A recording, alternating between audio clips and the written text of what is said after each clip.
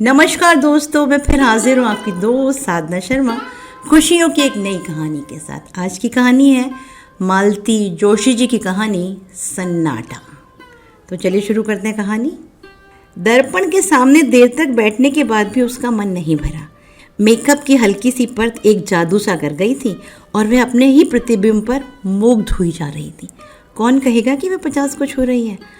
उसका कुछ भी तो नहीं बदला। उम्र के साथ चेहरा थोड़ा भर गया है, बालों में इक्का दुक्का रुपहले तार झलमला रहे हैं, बस। पर इन बातों ने तो उसके सौंदर्य को गरिमा ही प्रदान की है। अब तो सारा दिन जैसे भागम भाग में ही बीतता है। बिंदी लगाने भर को वह आईने में झांक पाती है। नहीं तो एक वह समय भी था जब वह घंटों आईने के सामने बैठकर निहारा करती थी। उन दिनों कॉलेज भर में उसके रूप के चर्चे थे। इसी रूप के जाल ने तो गिरीश को बांधा था। इसी के बल पर तो वह बिना किसी दान दहेज के इतने बड़े घर में आ गई थी। बड़ा घर याद आती उसका मन ऐसा कसैला हो उठा जैसे दांतों नीचे कोई कड़वी चीज़ आ गई हो। बीते दिनों की स्मृतियों ने कोई मधुर रागनी नहीं छेड़ी, बल्कि मन में एक टीस सी उठी।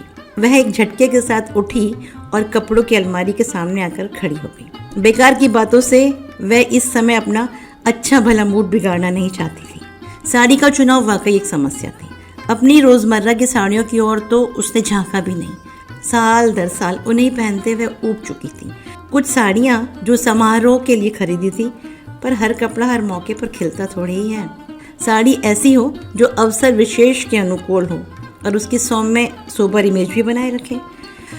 कपड़ों को उलट पुलट करते हुए उत्तरा को निशी बेतरह याद हो आई। वह होती तो क्या उसे इतना सोचना पड़ता? वह तो पता नहीं कब से मुनासिब सी साड़ी, मैचिंग चूड़ियाँ, पर्स, चप्पलें सब कुछ निकाल कर रख चुकी होती। उसके रहते मजाल थी कि मम्मी उल्टा सीधा पहनकर या बेतरतीबी से बाल लपेट कर बाहर चली जाए। कपड़े ही नहीं, उसका तो घर की हर समस्या पर अधिकार था। कोई भी काम उस पर छोड़कर निश्चिंत हुआ जा सकता था। उसके रहते घर कैसा भरा भरा सा लगता था। इस तरह द्वीपों में बटा हुआ नहीं था।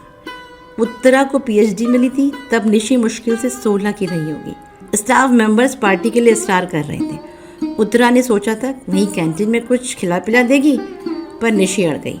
कॉलेज में क्यों मम्मी, क्या तुम्हारा घर नहीं है? और पार्टी का सारा प्रबंध उसने अकेले ही किया। खाना तो खैर बनवाया गया, पर प्लेटें, चम्मच, नैपकिन्स, बर्फ, यहाँ तक कि पान सुपारी और जर्दे की व्यवस्था भी उसने इतनी सुघड़ता से की थी कि सब चकित रह गए। लोग अब फिर पार्टी मांग रहे हैं, पर अब उत्तरा की हिम्मत टूट गई है। जो कहने को तो घर में आशु भी है, पर आशु उसने आवाज़ दी, पर जैसा कि वह जानती थी कि कोई जवाब नहीं आया। आजकल तो वह बस अपने पापा के आसपास ही मंडराया करती है। निशी भी थी तो आशु भी उसके साथ लगी रहती थी। उसकी शादी क्या हुई, दोनों ही लड़कियां हाथ से निकल गई। आशु, आशु! इस बार आवाज थोड़ी ऊंची थी और तल्ख थी। क्या है मम्मी? मूर्तिमान बेजारी बनकर आशु सामने आकर खड़ी हो गई। उसके लहजे से उत्तरा का पारा चढ़ गया। तो भूल सी गई कि क्यों बुलाया था। रुके स्वर में पूछा, तुम अभी तक तैयार नहीं हुई? चलना नहीं है क्या? कहाँ? ओह, आज आपका फंक्शन है ना? सॉरी मम्मी, मेरा जाना नहीं हो सकेगा। क्यों? पापा को बुखार है। कोई नई बात है?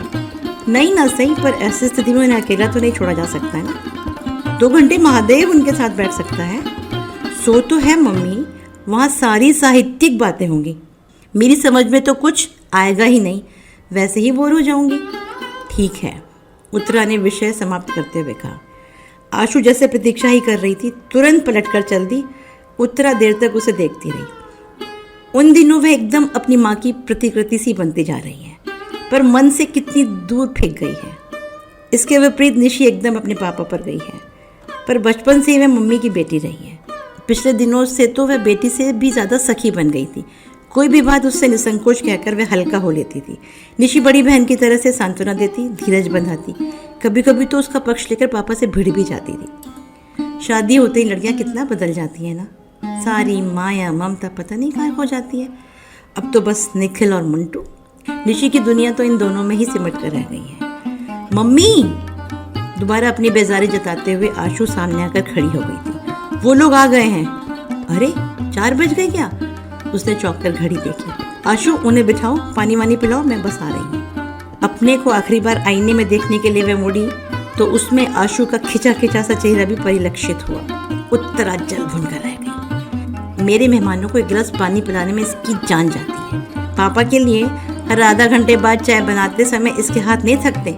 वह बुदबुदाई, पर सारा गुस्सा भीतर ही पीकर रह गई। हेलो एवरीबॉडी, उसने बड़े खुशनुमा अंदाज में कहते हुए हॉल में प्रवेश किया।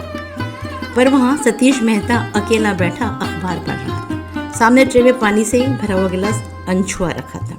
चलो, उसने कहा। बाय ऑल मीन्स मैडम, कहते हुए वह खड़ा हो गया, पर एकदम ठिठक गया। अंकल नहीं चलेंगे?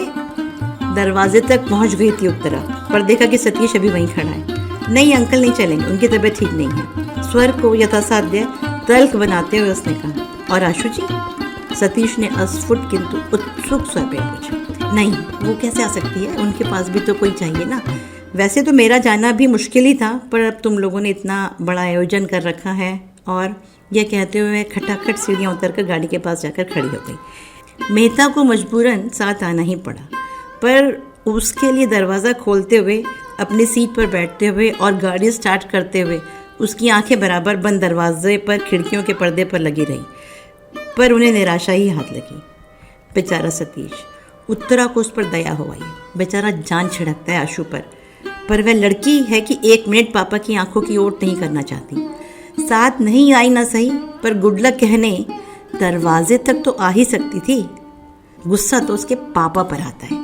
ऐसे नाजुक मिजाज हैं कि हर पल किसी का आंचल थामे रहना चाहते हैं। 5 बहनों में अकेले भाई है ना, खूब लाड प्यार पाया है।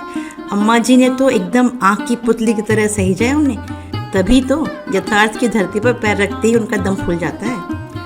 जिस बीमारी का आशु इतना हुआ बना रही है ना, उसकी नब्ज निशी ने खूब पकड़ ली थी। कुछ नहीं मम्मी, यह सब जॉब सिकनेस है, जिम्मेदारियों से भागने के बहाने हैं। इन्हें सारे झंझटों से मुक्ति दे दीजिए, फिर देखिए इन्हें कुछ नहीं होगा। बात एकदम सही थी। चाहे बिजली का बिल भरना हो या हाउस टैक्स, बच्चों का एडमिशन करवाना हो या खेत से गेहूं लदवाना हो, गिरीश को कल्पना से ही बुखार होने लगता। बुखार ना आता तो पीठ अकड़ जाती या सिर दर्द से फटने लगता। बच्चों की हारी बीमारी में भी कभी उनका सहारा न मिला। निशी की सगाई के समय तो वे अस्पताल में ही भर्ती थे। बच्चों की दादी जब तक रही, बेटे की बीमारी में घर सिर पर उठा लेती थी। उनकी इस हैतौबा में मूल प्रश्न जाने कहाँ बिला जाता। बहू को बार बार कोसती। अकेला आदमी बेचारा कहाँ तक बोझा ढोता फिरेगा, एक लड़का ही अगर हो जाता। यह बात वे कुछ इस अंदाज में कहती मानो बेटा होता तो सीधा झूले से उतरकर बाप का हाथ बटाने पहुंच जाता। अम्मा जी की मृत्यु के बाद तो गिरीश एकदम जैसे निराश्रित हो गए। पहले तो उन्होंने उत्तरा का सहारा लेना चाहा, पर वैसी संवेदनशील सेवा वह कैसे करती, कब करती? आखिर बच्चे भी तो उसी को पालने थे। नौकरी भी अब उसके लिए शौकिया नहीं रही थी, अब वह जीवन की अनिवार्य आवश्यकता बन गई थी। बड़ा घर मात्र एक छलावा था। सारे सब्जबाग दूर के ढोल निकले। वकालत की एक तख्ती जरूर टंग रही थी दरवाजे पर, ताकि कोई यह ना कहे कि निठल्ले हैं, बीबी की कमाई खाते हैं। शेष तो बस उत्तरा ही जानती है या उसका ईश्वर। पत्नी से निराश होकर अब उन्होंने आशु का दामन थाम लिया। उन्हें इस बात का एहसास नहीं है कि इस तरह वे लड़की को तबाह कर रहे हैं। पता नहीं उसके मन में कैसे ये भय बैठ गया है कि उसकी शादी होते ही पापा एकदम अकेले पड़ जाएंगे। अकेलापन क्या इतना भयानक होता है? आखिर उत्तरा भी तो जी रही है। वह तो बरसों से भीड़ के बीच अकेलापन झेल रही है। उसने तो कभी शिकायत नहीं की। मैडम, वह जैसे हड़बड़ाकर तंद्रा से जागी। गाड़ी मछली की तरह फिसलती हुई कब कॉलेज पहुंच गई उसे पता ही नहीं चला। पोर्च में उसके कुछ कनिष्ठ सहयोगी और विभाग के छात्र छात्राएं स्वागत के लिए खड़े थे। गाड़ी से उतरते समय उसकी मनोस्थिति बड़ी अजीब सी थी। अपने ही कॉलेज में इस तरह मेहमान बनकर आना उसे अटपटा लग रहा था। वह तो बार बार मना करती रही, पर बच्चे नहीं माने। उसका गौरव, उसका सम्मान जैसे सबका हो गया था। इसे वे कैसे व्यर्थ होने देते? सब कुछ इतना अनपेक्षित था कि उत्तरा स्वयं हैरान रह गई। वर्षों के अध्ययन और परिश्रम के बाद उसने एक भारी भरकम पुस्तक लिख डाली थी, भारतीय नारी की सामाजिक चेतना, उदय और विकास। बड़ी मुश्किल से तो वह प्रकाशक जुटा पाई थी। उसने उस समय बस यही आशा की थी कि शिक्षा मंत्रालय द्वारा खरीद ली गई तो पुस्तक कॉलेज के पुस्तकालय में पहुंच जाएगी।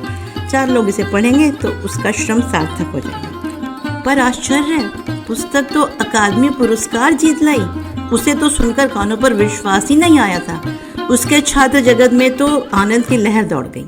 पुरस्कार समारोह तो राजधानी में अगले महीने होना था, पर उन लोगों ने कॉलेज में उससे पहले एक सम्मान समारोह आयोजित कर डाला। उसे हमेशा अपने विद्यार्थियों से इतना आदर और स्नेह मिलता रहा कि छात्र अनुशासनहीनता की पुकार मचाने वाले उसके सहयोगी अक्सर उससे ईर्ष्या करते थे। फैकल्टी का वह एक छोटा सा हॉल बड़े कलात्मक ढंग से सजाया गया था। हॉल में प्रवेश करते ही स्वयं प्राचार्य ने उठकर उसका स्वागत किया तो वह संकोच से गड़ ही गई। उसे पहले तो फूल मालाओं से लाद दिया गया, फिर भाषणों का दौर प्रारंभ हुआ। छात्र तो उसकी इस उपलब्धि पर गदगद थे ही, पर कुछ सहकर्मियों ने भी जब उसकी प्रशंसा के पुल बांध दिए तो उसे सुखद आश्चर्य हुआ। प्राचार्य महोदय ने भी 2 शब्द बोले। उत्तरा के कारण उनका वह कस्बाई कॉलेज देश के नक्शे पर आ गया था। प्रमुख अतिथि थे जलाधीश महोदय। उसे सम्मान का प्रतीक वीणा पाणी की मूर्ति भेंट करते हुए उन्हें भी औपचारिकतावश स्तुति में 2 शब्द कहने ही पड़े। मैं सुनती रही और सोचती रही, काश आशु यहाँ होती, उसके पापा होते। वे लोग जरा देख तो लेते कि घर के बाहर उसे कितनी इज्जत मिलती है, प्यार मिलता है। पर वह यहाँ आते ही क्यों? पत्नी की गौरव गाथा निष्प्रह भाव से सुनने की सामर्थ्य उनमें कहाँ है? तभी ना बुखार हो आया है। उस दिन जब कुछ लोग यह सुसंवाद लेकर घर पहुंचे थे, तब भी तो वे सहज भाव से उसे झेल नहीं पाए थे।